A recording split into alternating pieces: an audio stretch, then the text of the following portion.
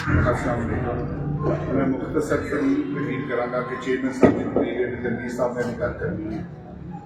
जितना दिया सरकार ने मुझे उतनी मेरी औकात थी। ये सब तेरा करम है आका, मुझ में ऐसी बात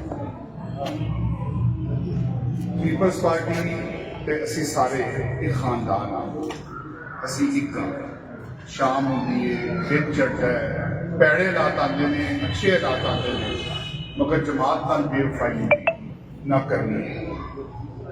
मैं सारे दोस्तों को, सारे वालिद साहब के जमाने में भी दोस्त, मेरे भी दोस्त और आने वाले यंग लड़के भी देख रहे हैं। और माशाल्लाह अब ये पहना हर आने वाले दिन नाल असी गुजरात में देख ही रहे हैं। तनवीर अशरफ तायरा साहब, मैं इन्होंने मोहब्बत करता हूँ। मैं क्यों करना हूँ? मैंने जब जनरल सेक्रेटरीशिप को उतारिया गया से तनवीर साहब कैनेडा से चंगे वेले ना तो सारे बंदे इन्होंने मैं उत्थों फोन करके कहा कि मियां फखर सबर अज भी मैं जिथे बैठना वा मैं तनवीर भाई का इन्होंने अल्फाज का जिक्र करना वा कि बंदा कमाल है। जदों कोई मुश्किल हो उदू रलना चाहिए, जदों बहार हो तो सारे रल जाते हैं। तो बाकी मैं सारे दोस्तों की अपील करांगा कि बंदियाती इलेक्शन आ रहे हैं, सानू अपने गिले शिकवे छड़ के काम करना है। इंशाअल्लाह ताला अगले हफ्ते शहर वाले और जेडे हल्के के नाल लगते नेशनल असेंबली सीट से असी कोशिश करांगे कि असी बंदे खड़े करिए, असी इलेक्शन जरूर लड़ना है और कामयाबी भी हासिल करनी है।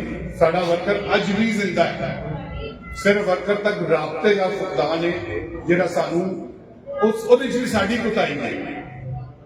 अखीर मैं तुहाडे सारिਆਂ ਦਾ मशहूर हाँ कि तुसी मेरी कॉल ते आए, पीपल्स पार्टी की कॉल ते आए। यह पग्गां वाला हाउस नहीं है, पीपल्स पार्टी का घर है। और मैनू फखर है कि मेरा वालिद साहब मेरे मामू से असगर पग्गां वाला मुखर साहब ना उस वे खड़े से जो पार्टी का उन्होंने ख्याल ही नहीं बनवाया। और मैनू अपने वालिद की बड़ी गल याद है। मेरे वालिद साहब क्रिटिकल सन, कैंसर से उन्होंने क्या पुत्र झंडा ला दें, नवा झंडा ना लाया। मैं नवा झंडा नहीं लाया।